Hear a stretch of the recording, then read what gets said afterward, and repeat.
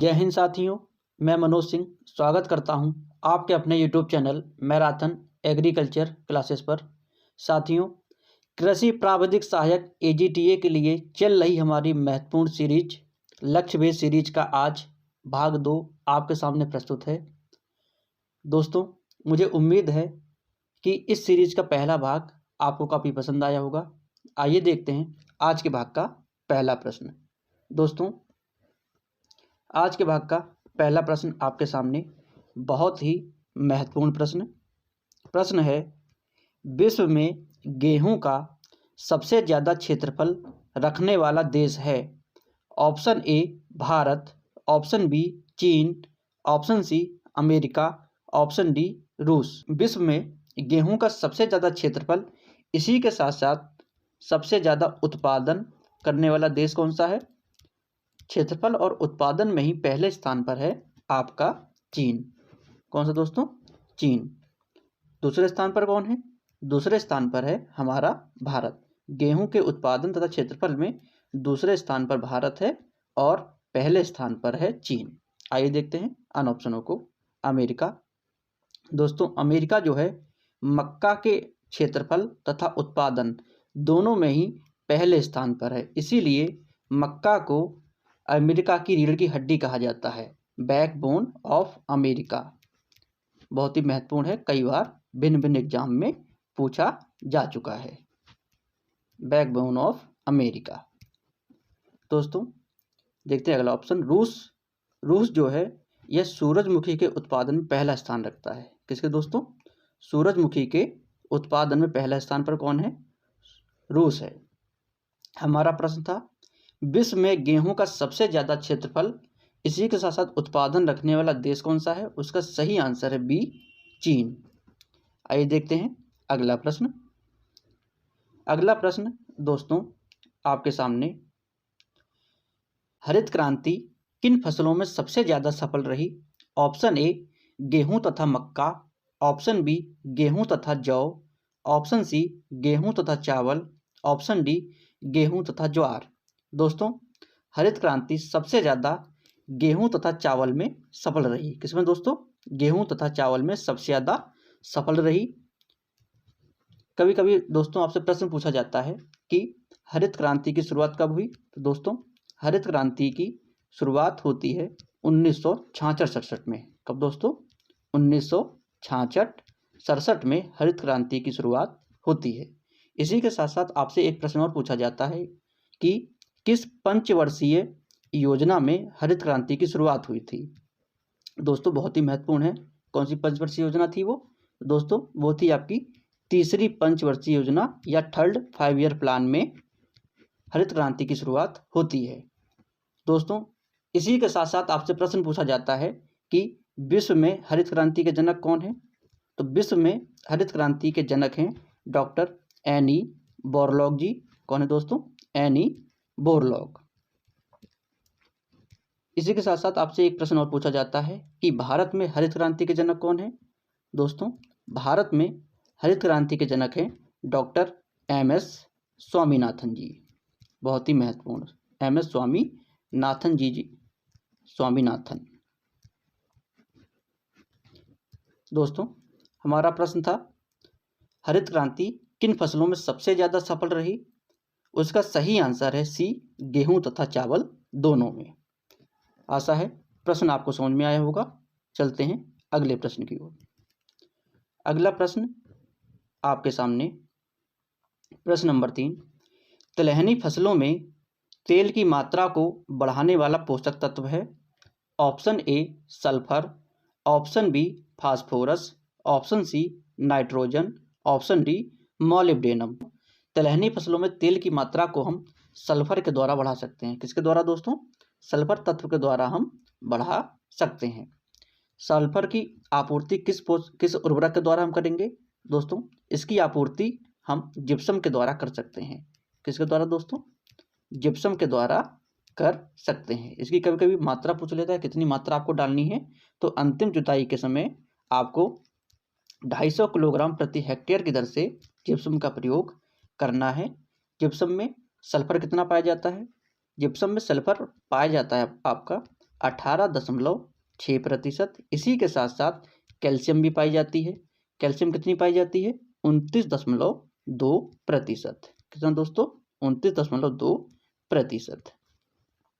मित्रों आइए देखते हैं अगला ऑप्शन, फास्फोरस। फास्फोरस की कमी के सूचक पौधे कौन कौन से हैं? तो फास्फोरस की कमी को प्रदर्शित करने वाले सूचक पौधे आपका सरसों और राई। सरसों और राई यह दोनों के दोनों फास्फोरस की कमी के सूचक पौधे हैं, सरसों व राई। नाइट्रोजन की कमी के सूचक पौधे कौन से हैं? तो नाइट्रोजन की कमी के सूचक पौधे हैं गोभी वर्गीय सब्जियां और खासकर फूल गोभी और बंद गोभी दोनों ही। फूल गोभी, इसी के साथ साथ आपका बंद गोभी। दोस्तों मॉलिब्डेनम। मॉलिब्डेनम जो है वह दलहनी फसलों में नोडुल डेवलपमेंट के लिए सबसे ज़्यादा उत्तम है। किसके लिए दोस्तों? Nodule development. जितनी भी दलहनी फसलें होती हैं उसके नोडुल या गांठों के विकास के लिए मॉलिब्डेनम सबसे ज़्यादा उपयोगी है। डेवलपमेंट। मित्रों हमारा प्रश्न था तिलहनी फसलों में तेल की मात्रा को बढ़ाने वाला पोषक तत्व है, उसका सही आंसर है ए, सल्फर। आइए देखते हैं अगला प्रश्न। अगला प्रश्न आपके सामने बहुत ही महत्वपूर्ण प्रश्न। फ्लैक्स क्रॉप के नाम से किस फसल को जाना जाता है? ऑप्शन ए मक्का, ऑप्शन बी अलसी, option C soybean, option D बाजरा। दोस्तों फ्लैक्स क्रॉप के नाम से अलसी को जानते हैं। किसे? अलसी को जाना जाता है। अलसी हमारी कैसी फसल है? अलसी हमारी डुअल पर्पज या द्वि उद्देशीय फसल है। डुअल पर्पज किस किस काम आती है? यह तेल प्लस रेशा। क्या दोस्तों? तेल प्लस रेशा दोनों के लिए काम आती है। इसके तेल का प्रयोग कहाँ किया जाता है? इसके तेल का इंडस्ट्रियल प्रयोग होता है, रंगाई पुताई में करा जाता है।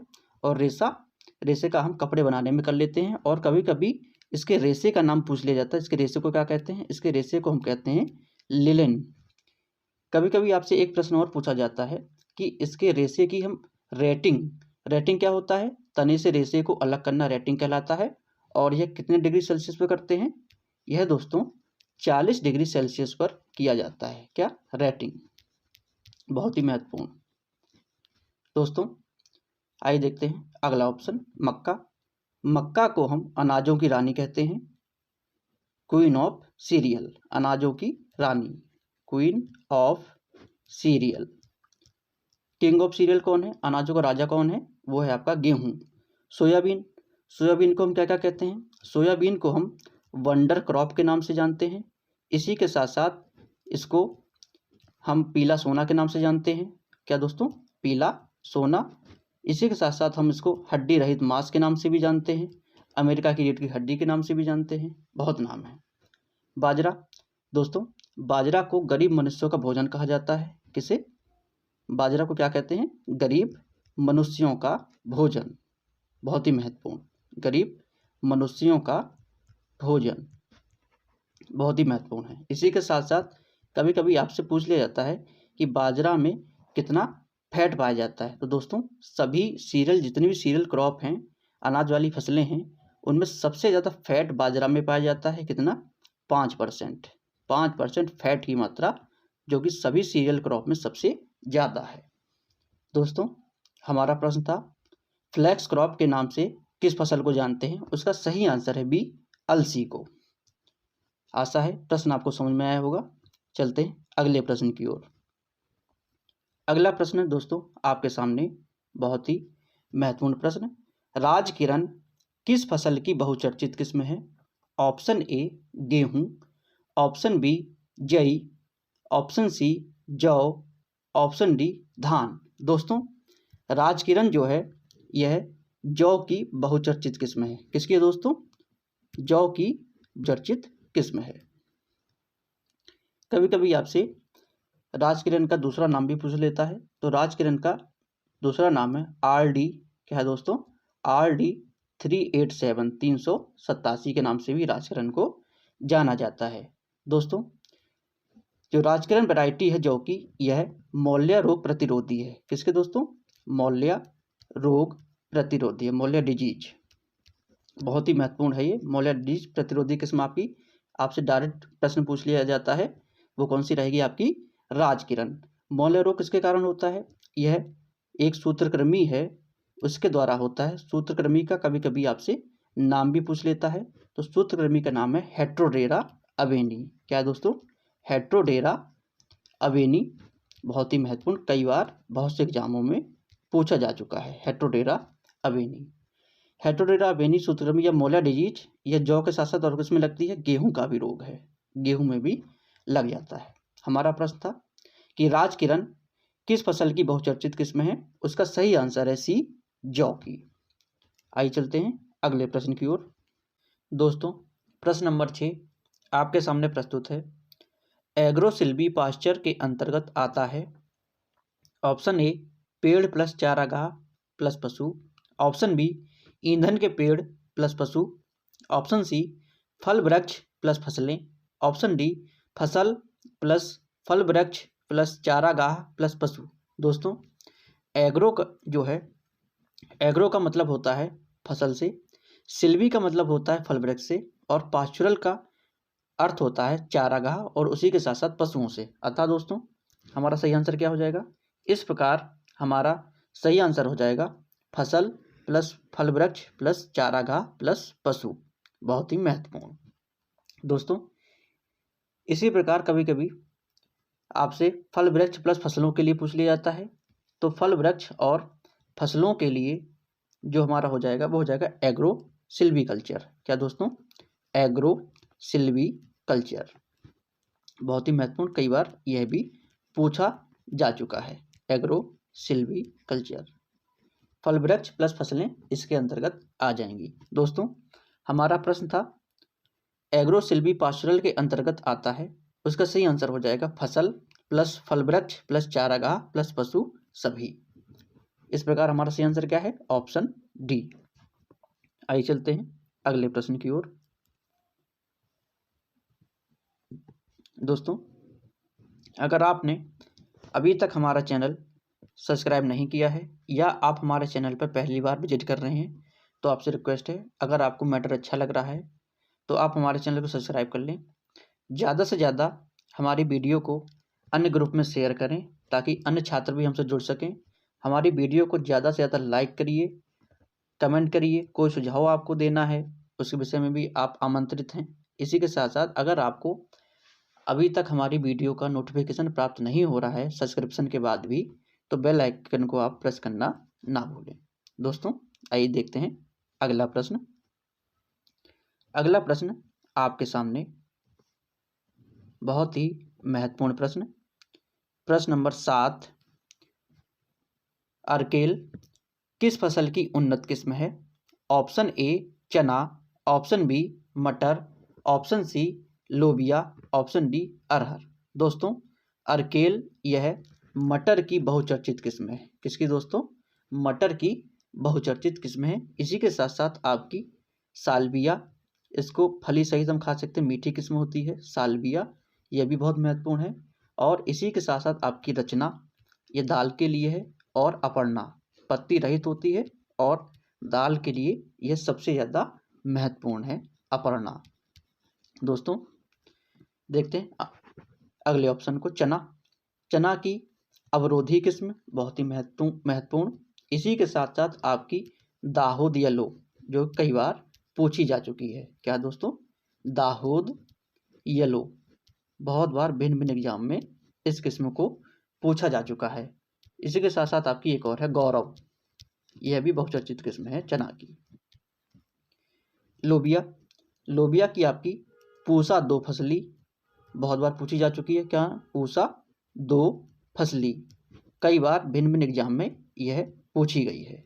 इसी के साथ साथ आपकी पूसा फाल्गुनी, दोनों के दोनों बहुत महत्वपूर्ण है। पूसा फाल्गुनी। दोस्तों, अरहर, अरहर की आपकी उपास 120, बहुत ही महत्वपूर्ण। इसी के साथ साथ आपकी एक किस्म और है प्रभात, दोनों के दोनों बहुत महत्वपूर्ण है। प्रभात। दोस्तों, हमारा प्रश्न था कि आर्केल किस फसल की उन्नत किस्म है? इसका सही आंसर है बी, मटर की। आशा है प्रश्न आपको समझ में आया होगा। चलते हैं अगले प्रश्न की ओर। अगला प्रश्न आपके सामने, बिल्ली सा चेहरा कैट फेस किस सब्जी का दैहिक विकार है? ऑप्शन ए प्याज, ऑप्शन बी फूल गोभी, ऑप्शन सी भिंडी, ऑप्शन डी टमाटर। दोस्तों, बिल्ली सा चेहरा या कैट फेस यह टमाटर का दैहिक विकार है। किसका दोस्तों? टमाटर का दैहिक विकार है। किस कारण होता है ये? दोस्तों, यह रोग मौसम की प्रतिकूल दशाओं के कारण होता है या फल निर्माण के समय तापमान का ऊपर नीचे होना या उतार चढ़ाव होने से टमाटर में यह रोग हो जाता है। किस कारण दोस्तों? तापमान का उतार चढ़ाव या हम कह सकते हैं कम ज़्यादा होना, कभी ज़्यादा कभी कम होने से यह रोग हो जाता है। देखते हैं अन ऑप्शनों को। प्याज का एक बहुत ही बहुचर्चित रोग है बोल्टिंग। क्या दोस्तों? बोल्टिंग बहुत ही बहुचर्चित रोग है। इसमें होता क्या है कि बुवाई के बाद आस में फूल आ जाते हैं, उसे ही हम बोल्टिंग कहा जाता है। फूल गोभी का आपका एक है ब्लाइंडनेस। क्या है दोस्तों? ब्लाइंडनेस। कर्ड बनने के स्थान पर वानस्पतिक वृद्धि हो जाती है, उसे ही ब्लाइंडनेस के नाम से जाना जाता है। और एक है आपका फजीनेस। क्या दोस्तों? फजीनेस। दोनों बहुत ही महत्वपूर्ण है। फजीनेस जो होता है देरी से तुड़ाई करने पर होता है। किस कारण दोस्तों? अगर हम कर्ड की देर में तुड़ाई करेंगे तो यह फजीनेस हो जाता है। भिंडी का एक बहुचर्चित रोग है येलो वेन मोजेक वायरस। क्या दोस्तों? येलो वेन मोजेक वायरस किस कारण फैलता है ये सफ़ेद मक्खी इसका फैलाने का कार्य करती है। और कभी कभी आपसे सफ़ेद मक्खी का साइंटिफिक नेम पूछ लिया जाता है। तो सफ़ेद मक्खी का साइंटिफिक नेम क्या है? बेमेसिया तेवेसी। कभी कभी सफ़ेद मक्खी ना देकर ऑप्शन में सीधा साइंटिफिक नेम दे दिया जाता है, तो आपको साइंटिफिक नेम की भी नॉलेज होनी चाहिए। बेमेसिया तेवेसी बहुत ही महत्वपूर्ण। दोस्तों, हमारा प्रश्न था कि बिल्ली सा चेहरा या कैट फेस किस सब्जी का दैहिक विकार है? उसका सही आंसर है डी। क्या दोस्तों? सही आंसर है डी टमाटर। मित्रों, आइए चलते हैं अगले प्रश्न की ओर। अगला प्रश्न आपके सामने, प्रश्न नंबर 9, पैक्टिन की मात्रा किस परीक्षण के द्वारा मापी जाती है? ऑप्शन ए ड्रॉप परीक्षण, ऑप्शन बी एल्कोहल परीक्षण, ऑप्शन सी शीट परीक्षण, ऑप्शन डी टेट्राजोलियम क्लोराइड। दोस्तों, पैक्टिन की मात्रा को हम एल्कोहल परीक्षण के द्वारा भी मापते हैं। किसके द्वारा दोस्तों? एल्कोहल परीक्षण के कारण। और किसके द्वारा मापते हैं? इसी के साथ साथ हम इसकी मात्रा को जेली मीटर से मापते हैं। किससे? जेली मीटर। बहुत ही महत्वपूर्ण, दोनों के दोनों बहुत महत्वपूर्ण हैं। शीट परीक्षण से क्या होता है? शीट परीक्षण से जेली में जेली पॉइंट, क्या दोस्तों? जेली पॉइंट जो है, किस पॉइंट पर जेली बनती है उसकी गणना हम शीट परीक्षण के द्वारा करते हैं। टेट्राजोलियम क्लोराइड किसमें प्रयोग किया जाता है? बहुत ही महत्वपूर्ण दोस्तों, टेट्राजोलियम क्लोराइड का प्रयोग हम सीड वायबिलिटी के लिए करते हैं। किसके लिए? सीड वायबिलिटी या उसकी जीवन क्षमता देखने के लिए। क्या दोस्तों? जीवन क्षमता। लैकोन ने इसको बनाया था, लैकोन ने पहली बार किया था जीवन क्षमता। हमारा प्रश्न था दोस्तों कि पैक्टिन की मात्रा किस परीक्षण के द्वारा मापी जाती है? उसका सही आंसर है बी एल्कोहल परीक्षण के द्वारा, और जेलीमीटर भी इसका सही आंसर रहेगा। चलते हैं अगले प्रश्न की ओर। अगला प्रश्न, प्रश्न नंबर 10 आपके सामने, स्टूलिंग विधि द्वारा किस फल वृक्ष में अलैंगिक प्रवर्धन किया जाता है? ऑप्शन ए आम, ऑप्शन बी अनार, ऑप्शन सी अमरूद, ऑप्शन डी आंवला। दोस्तों, स्टूलिंग के द्वारा किस में करते हैं? स्टूलिंग के द्वारा हम अमरूद में अलैंगिक प्रवर्धन करते हैं। कभी कभी आपसे स्टूलिंग का अन्य नाम भी पूछ लेते हैं, तो स्टूलिंग को ही हम माउंट लेयरिंग के नाम से जानते हैं। क्या दोस्तों? माउंट लेयरिंग, बहुत ही महत्वपूर्ण, माउंट लेयरिंग। दोस्तों, देखते हैं अन ऑप्शनों को। आम भी हम कौन कौन सी विधि से प्रवर्धन कर सकते हैं? तो आम में हम वीनियर ग्राफ्टिंग, क्या दोस्तों? वीनियर ग्राफ्टिंग बहुत ही महत्वपूर्ण है, वीनियर ग्राफ्टिंग। इसी के साथ साथ और हम किसका प्रयोग कर सकते हैं, इनार्चिंग का। क्या दोस्तों, इनार्चिंग बहुत ही महत्वपूर्ण है, इनार्चिंग। इसी के साथ साथ हम एपिकोटाइल विधि का, किसका दोस्तों, एपिकोटाइल, बहुत ही महत्वपूर्ण। तीनों के तीनों बहुत महत्वपूर्ण है, कई बार पूछी जा चुकी हैं। देखते हैं अगला ऑप्शन, अनार। अनार के लिए हार्डवुड कटिंग, हार्डवुड कटिंग। दोस्तों आंवला के लिए पैच बडिंग बहुत महत्वपूर्ण, पैच वडिंग। सभी के सभी भिन्न भिन्न एग्जामों में पूछे जा चुके हैं। हमारा प्रश्न था कि स्टूलिंग द्वारा किस फल वृक्ष में अलैंगिक प्रवर्धन किया जाता है। उसका सही आंसर है सी, अमरूद में। और स्टूलिंग को ही माउंट लेयरिंग के नाम से भी जाना जाता है। आशा है प्रश्न आपको समझ में आया होगा। चलते हैं अगले प्रश्न की ओर। अगला प्रश्न दोस्तों आपके सामने प्रश्न नंबर 11, मृदा निर्माण, वितरण और गुणों का अध्ययन किया जाता है। ऑप्शन ए पेडोलॉजी के अंतर्गत, ऑप्शन बी इडेफोलॉजी के अंतर्गत, ऑप्शन सी सॉइल साइंस के अंतर्गत, ऑप्शन डी उपरोक्त सभी में। मृदा निर्माण, वितरण और गुणों का अध्ययन यह पेडोलॉजी के अंतर्गत किया जाता है। किसके अंतर्गत दोस्तों, पेडोलॉजी के अंतर्गत किया जाता है। पेडोलॉजी किस भाषा का शब्द है, पेडोलॉजी आपका ग्रीक भाषा का शब्द है। कैसा दोस्तों, ग्रीक भाषा का शब्द है। और आपसे कभी कभी पेडोलॉजी के पिता या फादर पूछ लिए जाते हैं। इनके फादर कौन है पेडोलॉजी के, तो पेडोलॉजी के फादर हैं वीवी डोकुचेव। क्या दोस्तों, वीवी डोकुचेव, बहुत ही महत्वपूर्ण। दोस्तों इडेफोलॉजी भी आपका ग्रीक भाषा का शब्द है। कैसा है, ग्रीक भाषा का शब्द है। इसमें किसका अध्ययन किया जाता है दोस्तों, मृदा का, किसका, मृदा का पौधों के साथ में कैसा संबंध है, मृदा का पौधों के साथ कैसा संबंध है, इसका अध्ययन इडेफोलॉजी के अंतर्गत किया जाता है। सॉइल साइंस के अंतर्गत आपके पेडोलॉजी और इडेफोलॉजी दोनों आते हैं। लेकिन कभी कभी आपसे प्रश्न पूछा जाता है कि सॉइल शब्द की उत्पत्ति किससे हुई है, तो दोस्तों सॉइल शब्द की उत्पत्ति जो है आपकी लैटिन भाषा से हुई है। किससे, लैटिन भाषा से हुई है। लैटिन भाषा के शब्द पूछ लिया जाता सोलम। क्या दोस्तों, लैटिन भाषा के सोलम शब्द से हुई है। और सोलम का अर्थ क्या होता है, सोलम का अर्थ होता है फर्श। क्या दोस्तों, फर्श। हमारा प्रश्न था कि मृदा निर्माण, वितरण और गुणों का अध्ययन किया जाता है। उसका सही आंसर हो जाएगा ए, पेडोलॉजी के अंतर्गत। और पेडोलॉजी के पिता कौन है, डॉक्टर वीवी डोकुचेव। आइए चलते हैं अगले प्रश्न की ओर।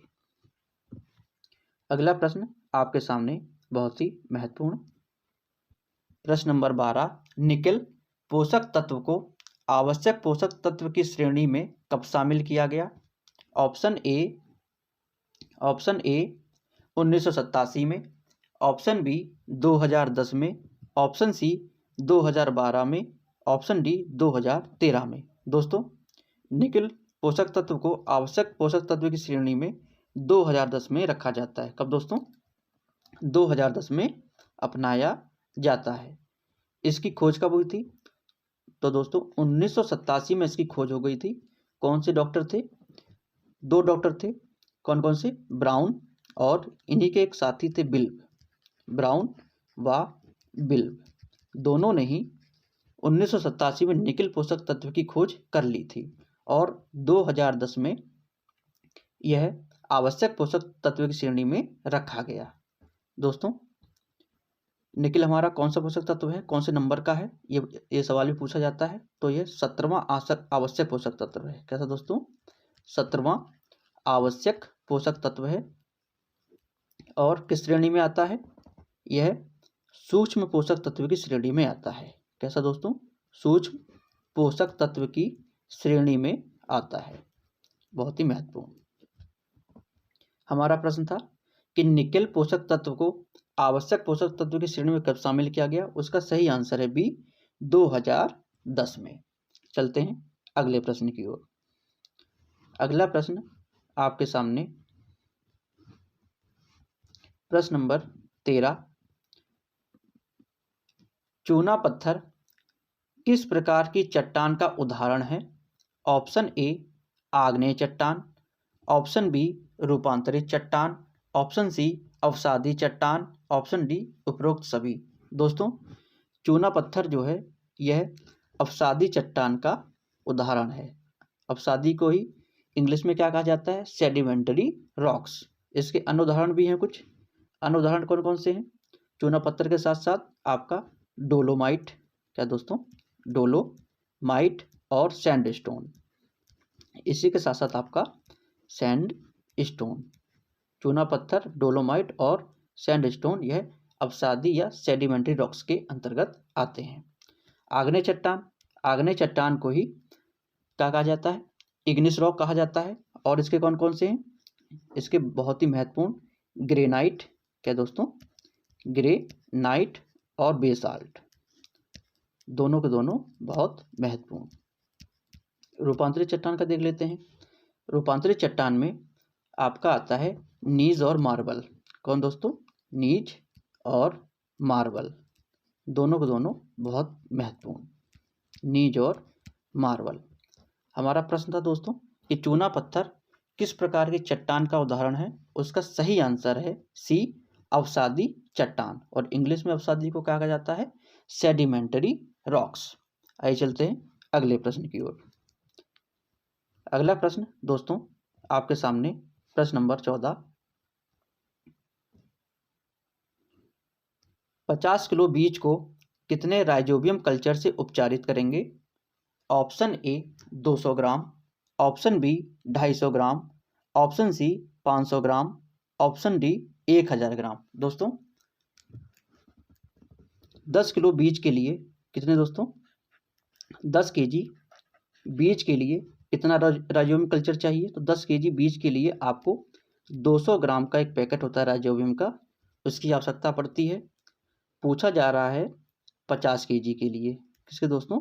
50 केजी के लिए। 10 से 50 पहुंचने के लिए हम क्या करेंगे? 5 से गुणा करेंगे। इसी प्रकार 200 में हम कितने से गुणा कर दें? तो 200 में भी अगर हम 5 से गुणा कर दें तो हमारा हो जाएगा 1000 ग्राम। कितना दोस्तों? 1000 ग्राम। अतः हमारा सही आंसर क्या हो जाएगा? सही आंसर हो जाएगा ऑप्शन डी 1000 ग्राम। 1000 ग्राम को ही हम 1 किलो भी कह सकते हैं। क्या दोस्तों? 1 किलो भी कह सकते हैं। हमारा प्रश्न था कि 50 किलो बीज को कितने राइजोबियम कल्चर से उपचारित करेंगे? उसका सही आंसर है डी 1000 ग्राम। 1000 ग्राम। चलते हैं अगले प्रश्न की ओर।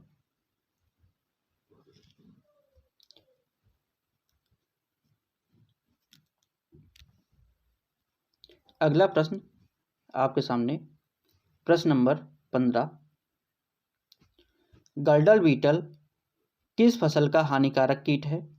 Option A soybean, option B मूंगफली, ऑप्शन सी तिल, ऑप्शन डी राजमा। दोस्तों गर्डल बीटल यह सोयाबीन का हानिकारक कीट है। किसका दोस्तों? सोयाबीन का बहुत ही हानिकारक कीट है। आइए देखते हैं अन्य ऑप्शनों को, जैसे मूंगफली, मूंगफली का आपका वाइट ग्रब, क्या दोस्तों? White grub. और रेड हेरी कैटरपिलर भी है। वाइट ग्रब सबसे ज़्यादा महत्वपूर्ण कौन है? White grub. तिल का आपसे एक पूछ लिया जाता है तिलहॉक, क्या दोस्तों? तिलहॉक। हमारा प्रश्न था कि गर्डल बीटल किस फसल का हानिकारक कीट है? उसका सही आंसर है ए सोयाबीन का। चलते हैं अगले प्रश्न की ओर। अगला प्रश्न मित्रों आपके सामने प्रश्न नंबर 16, वायुरोधी वृक्ष बाग की कौन सी दिशा में लगाने चाहिए? ऑप्शन ए उत्तर पूर्व दिशा में, ऑप्शन बी दक्षिण पूर्व दिशा में, ऑप्शन सी दक्षिण पश्चिम दिशा में, ऑप्शन डी उत्तर पश्चिम दिशा में। दोस्तों आइए इसको समझते हैं। दोस्तों ये हमारी कौन सी साइड है? ये हमारी है नॉर्थ। नीचे का कौन सा है? साउथ। इधर क्या है? ईस्ट। इधर क्या है? वेस्ट। दोस्तों जो नॉर्थ है इधर से हमारी ठंडी हवाएं आती हैं, और जो वेस्ट है इधर से हमारी गर्म हवाएं आती हैं, अतः हमें नॉर्थ और वेस्ट इस क्षेत्र में क्या दोस्तों, इस क्षेत्र में हमें क्या करने चाहिए, वायुरोधी वृक्षों को लगाना चाहिए। आशा है आपको समझ में आया होगा। हमारा सही आंसर क्या हो जाएगा, हमारा सही आंसर हो जाएगा उत्तर पश्चिम दिशा में। वायुरोधी वृक्ष बाकी किस दिशा में लगाने चाहिए, नॉर्थ वेस्ट या उत्तर पश्चिम दिशा में। आंसर डी हमारा सही आंसर है। चलते हैं अगले प्रश्न की ओर। अगला प्रश्न आपके सामने दोस्तों, प्रश्न 17 आपके सामने प्रस्तुत है। दूध के अंदर सबसे अधिक घटने बढ़ने वाला पदार्थ है। Option A protein, option B वसा, option C carbohydrate, option D vitamin. दोस्तों, दूध के अंदर सबसे अधिक घटने बढ़ने वाला पदार्थ, इसका सही आंसर हो जाएगा ऑप्शन बी वसा।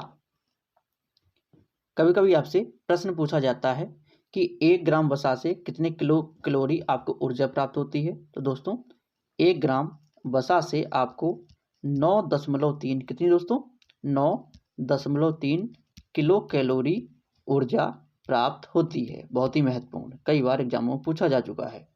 यहीं आपसे एक प्रश्न पूछा जाता है कि वसा का आपेक्षिक घनत्व कितना होता है। क्या दोस्तों, वसा का आपेक्षिक घनत्व, यह प्रश्न भी काफ़ी पूछा जा चुका है।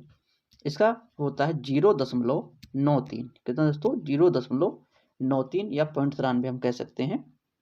और कभी कभी आपसे एक प्रश्न और पूछा जाता है कि वसा में कौन कौन सी विटामिन घुलनशील होती हैं। तो दोस्तों, अगर घुलनशील विटामिन देखा जाए तो वो आपकी कौन सी है, एडेक। एडेक के नाम से हम जानते हैं कौन कौन सी, ए डी ई के।